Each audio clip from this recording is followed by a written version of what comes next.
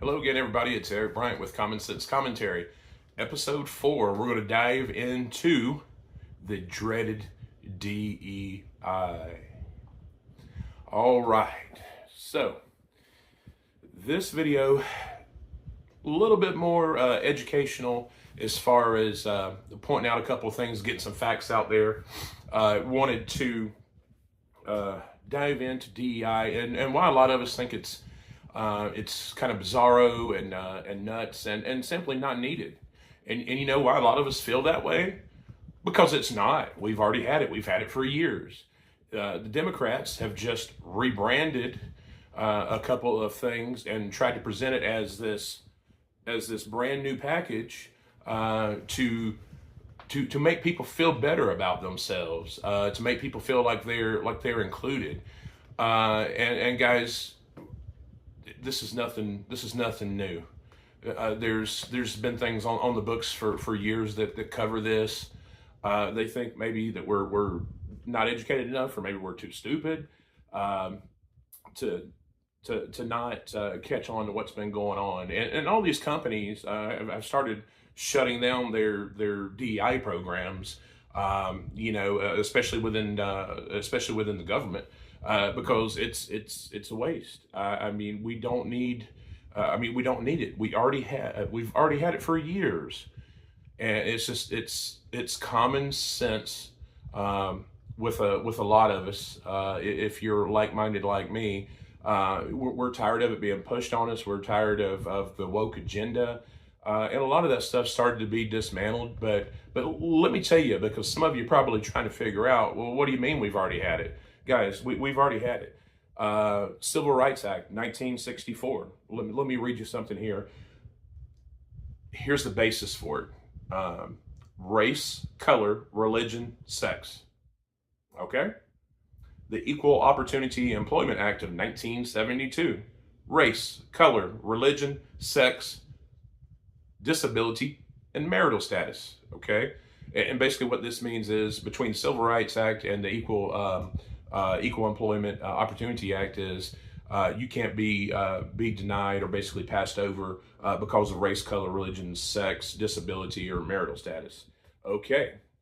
DEI, by definition, it includes these, but adds based on identity or disability. Okay, guys. So, it's all under the same umbrella. What I found online, I want you guys to look at this.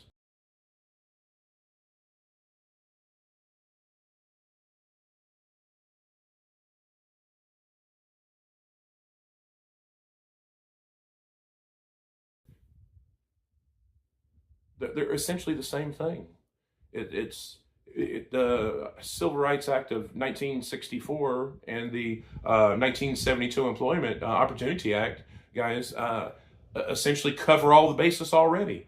That means that, for a job or for a mortgage or banking or anything, you can't be disqualified, or someone can't say, well, because you're black or you're Hispanic or you're white.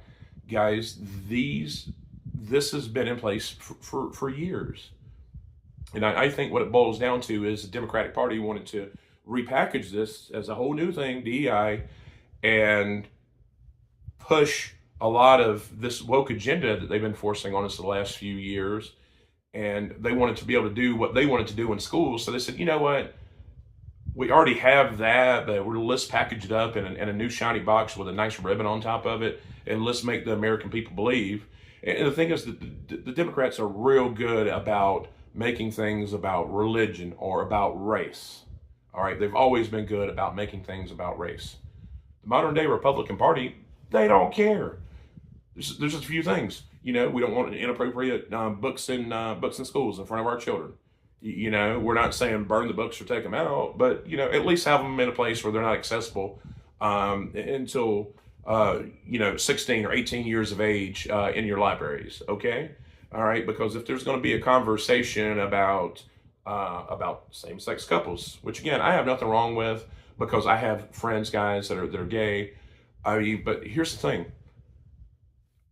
I want to be able to talk to my family. I want to be able to talk to my daughter about it. I don't want her to be able to go into a library and pick up a book because of some of this woke agenda and having all this stuff out there, and being able to see, in some cases, some of these books, some pretty, graphic images.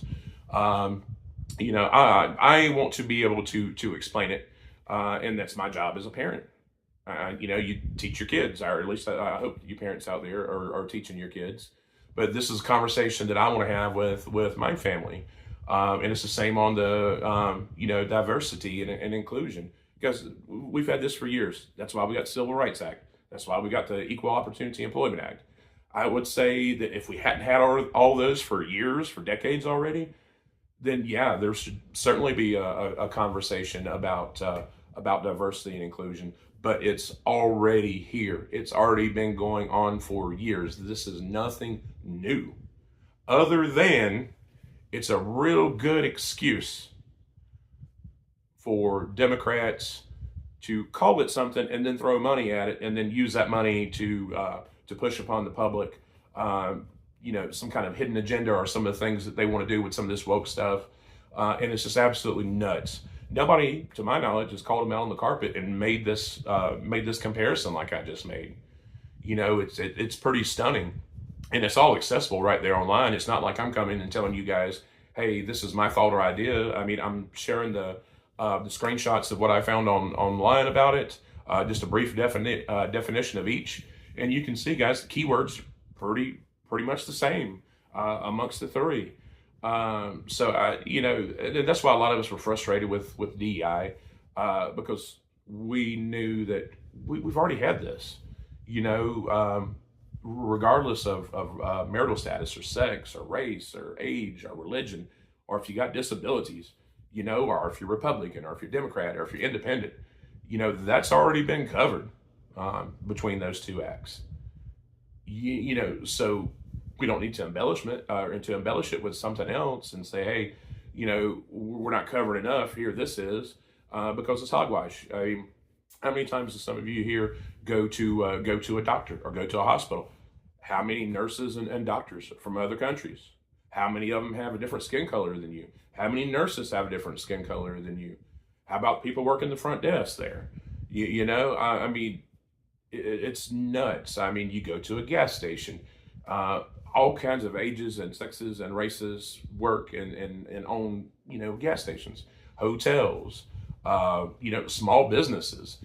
It's not exclusive to white people.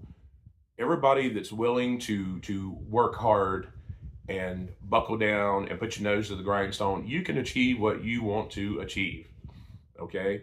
You can absolutely, regardless of party affiliation or sex or merit or any of this other stuff, if you're dedicated and you're on top of your game, you excel in school, you push yourself to achieve, and you strive to reach your goals. Nobody cares what color you are, what you look like. If you're the best or one of the best at that job, hold your head up high. You're going to get the job, okay?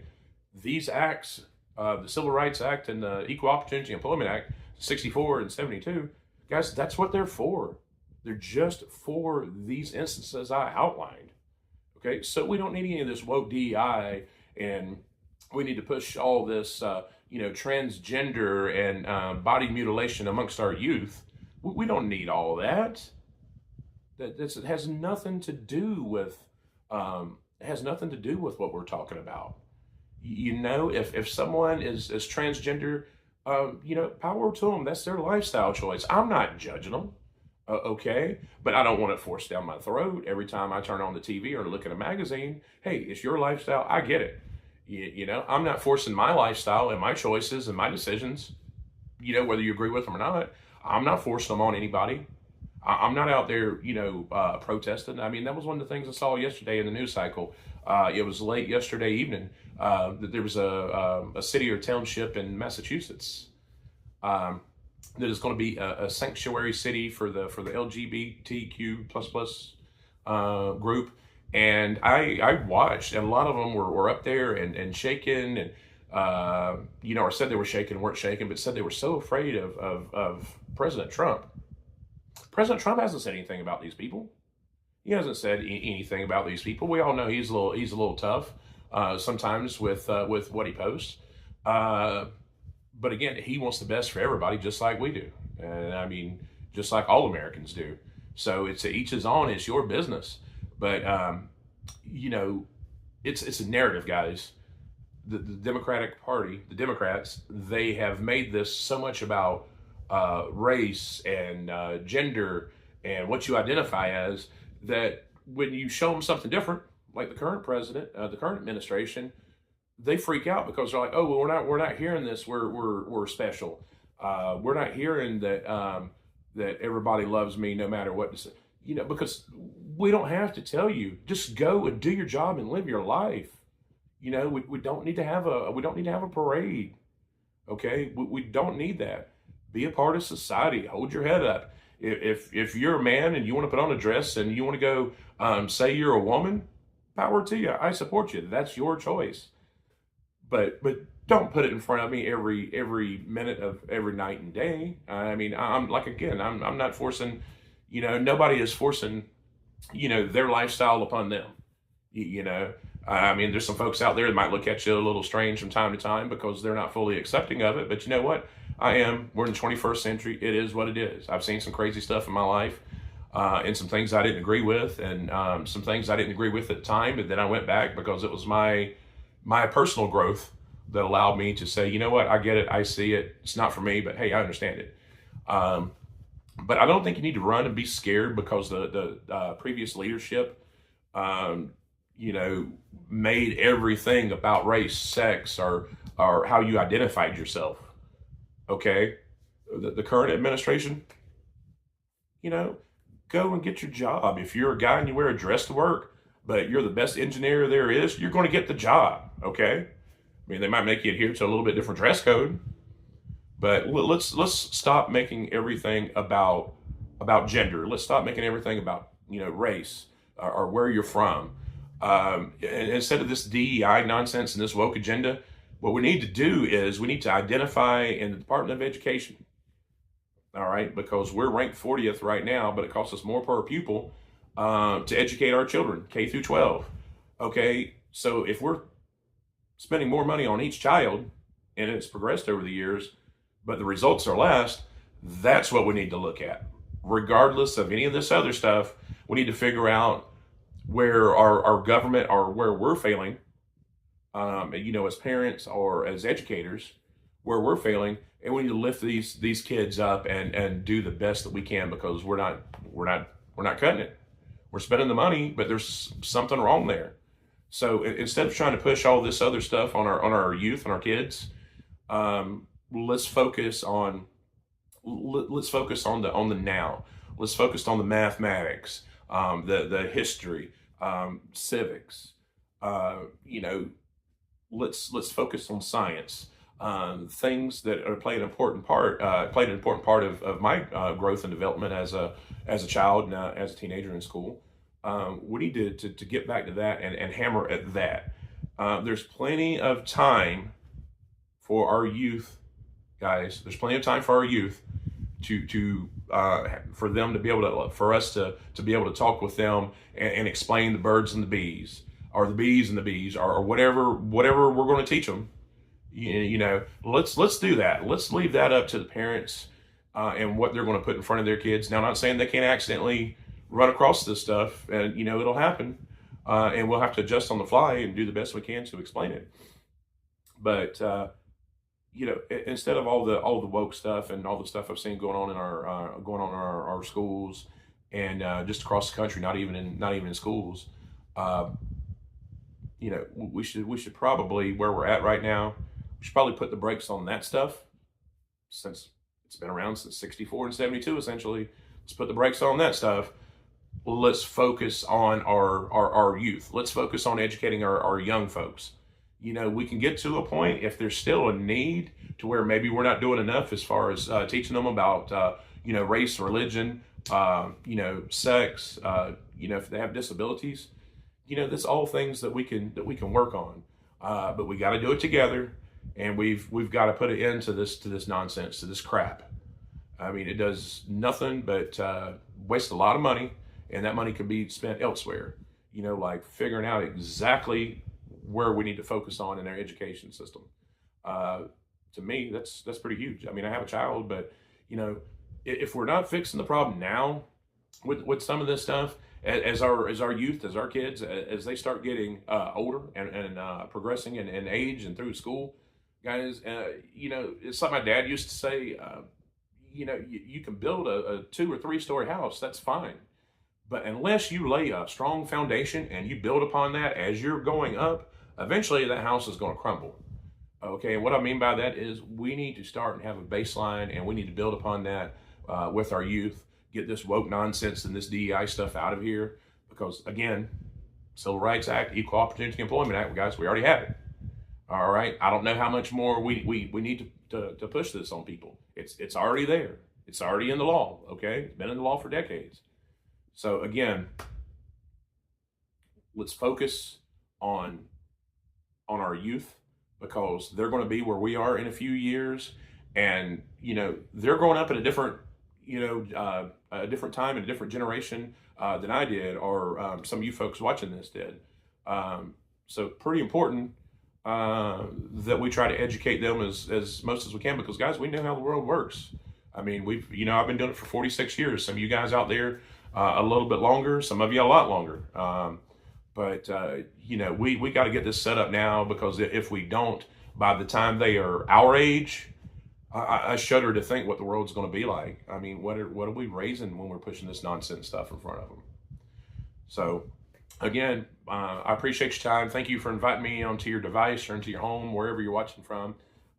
Please remember to like and share on YouTube. And if you're not a member of YouTube, it takes you just like a minute to go and make you an account, and then that way all the videos and stuff that you watch, you can share, so you can go back and look at them.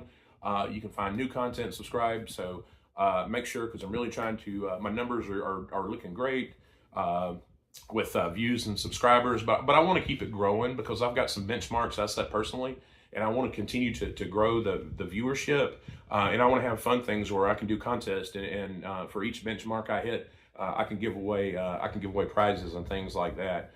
And then also in closing, I'll say this: if I've got anybody out there that is like me, they have something to say that they think is going to be beneficial or informative to our audience.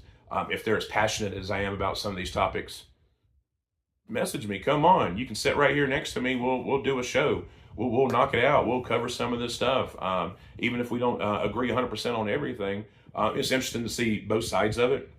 So I would like to get to the point to where I've got someone sitting next to me from time to time, and we can have a conversation about some of this stuff that I think will be meaningful and informative to the audience. And that's what I'm all about. I'm all about giving you the actual factual information out there. Things, everybody doesn't always have time to watch a lot of news. There's so much going on that you can't digest it all. And you do need some common sense commentary. You need just a regular person to digest it, maybe dig into it, do a little bit of research, and just present it in an environment just like this, where you can spend a few minutes here and there at your leisure, and somebody that you can relate more closely to than somebody with slick hair and a shirt and tie on a liberal network. So this is just me using my voice. I hope you like it. I hope you subscribe to it. I hope you share it. I hope you tell your friends about it. And I do hope we keep going. And we've got some, hopefully get some guests and some other people to speak on the channel. That's my goal, because as long as you guys are watching and subscribing, I want to keep growing it, just to see what in the world I can do, to see how many people we can get out in front of, how many people are going to, agree with what we're saying, how many people are going to disagree with what we're saying. That's fine too. It's just a healthy dialogue, folks, is what we need to have right now. No matter what the party affiliation is, everybody needs to slow down, take time out. Let's talk, and let's do what we need to do, working together for the benefit of our country, but especially our family, our youth, our kids. Okay? All right, guys. Well, tomorrow is Valentine's Day, so enjoy your loved one, or if they're no longer here, think about them, because I'm sure that wherever they're at, they're thinking about you. And have yourself a happy Valentine's Day. Until next time, God bless. See you then.